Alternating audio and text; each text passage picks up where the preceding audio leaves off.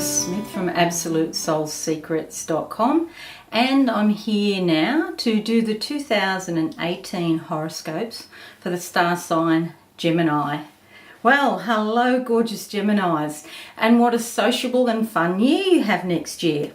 Now, I just want to clarify with you, you are a Gemini if you were born between May 21st until June 20. Okay, so even though you are going to have a really fun and sociable year in 2018, there are a couple of times where you need to be a little bit careful because you're actually ruled by the planet Mercury, and Mercury is going retrograde or backwards a couple of times, 3 times in the year. So let's give you the dates now so you can be forewarned, because forewarned is forearmed. Okay, so dates to be careful. 22nd of March until the 15th of April. 26th of July until the 19th of August. And 16th of November until the 6th of December.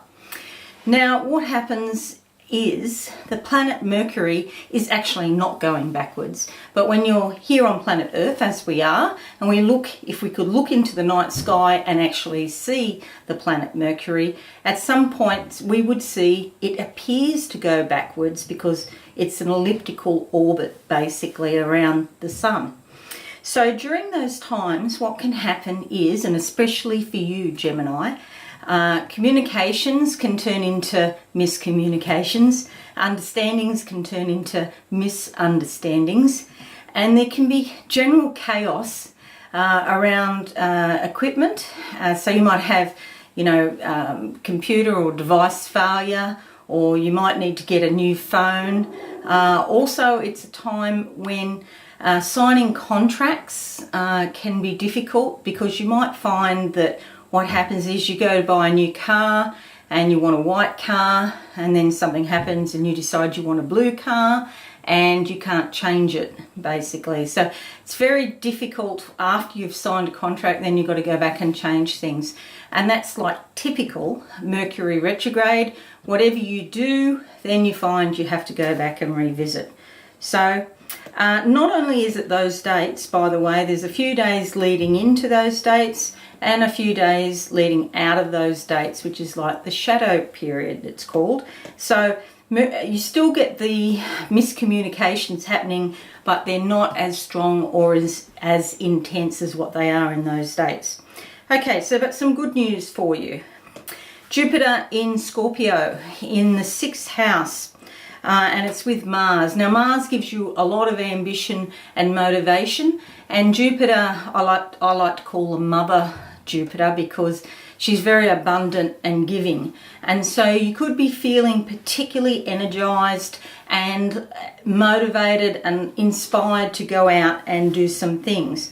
Okay, now, because it's happening around the 6th house, which is about health and wellness, you might decide that you want to do like an exercise program or a detox program, or lose some weight or something like that.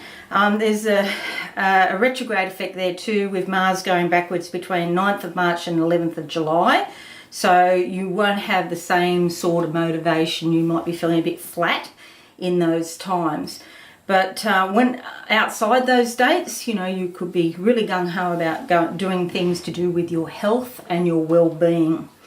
Okay, so Mars remains in Virgo until the 4th of July, which will help you be organised around the house.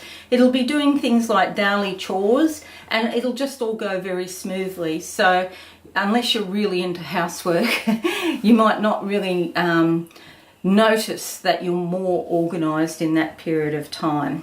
Okay, so next influence I want to talk about is Jupiter, again, the mother planet, in around 12th of June. Okay, so there's going to be a lot of opportunities for travel and also study. So you might be thinking about retraining, and also foreign cultures. So you might, for example, go think about a trip going overseas, and you might do some study while you're there online, or some sort of scenario like that. Saturn is continuing to transit through the air sign Libra until 6th of October. Okay, now what this denotes is a lot of thinking about relationships. Okay, Libra is, you know, the sign that basically is in love with love. Librans love the idea of love and relationship and that sort of thing. Saturn is a hard taskmaster, and it's the serious side. So if you've got issues in your relationships that you want to fix, that's a good time to be really reflecting on those issues and trying to work out how you can resolve things that are not going the way that you'd like them to go. But as well as that, it could also be about stability and security being involved in your relationships there. Yeah, it's good at that time to be very consistent and disciplined and organised. Saturn likes that. Okay, next one, major influence. Uranus moving into your 11th house, away from career and more into socialising again, especially in your local area, your community, your neighbourhood is implicated. Also meeting new and unusual people in your local area that you haven't met before. The 11th house is also the house of hopes and wishes and humanitarianism, so you might be thinking more about charities. And the Geminis born earlier in the sign will notice that more strongly. Okay, next one, Jupiter ruling the 7th house, entering Sagittarius on the 9th of November. Now this is a really good sign, augurs well for relationships. Mother Jupiter is very abundant and giving, and the 7th house is all about committed relationships. So you could find that if you're in a relationship, it goes to a deeper level of commitment. Also Sagittarius and this whole sort of scenario here, this whole transit, you might be more popular with the general public, and you might be feeling the pull of getting onto a bigger stage. So you might set up a Facebook page or get more involved with social media, anything where you can get your name and your voice out there. So, wow, you've got quite a good year. A lot of meeting people, a lot of communications, and a lot of fun going on. And really, you know, the times, you know, the difficult times would be primarily when Mercury is retrograde, those dates that I gave you before.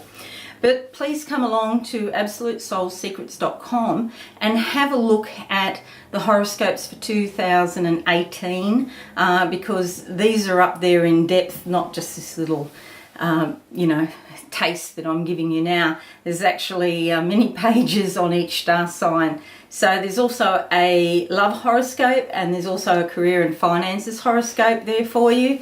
And it'd be great if you come along, and it's all free, of course. Okay, thanks very much for listening, and bye for now.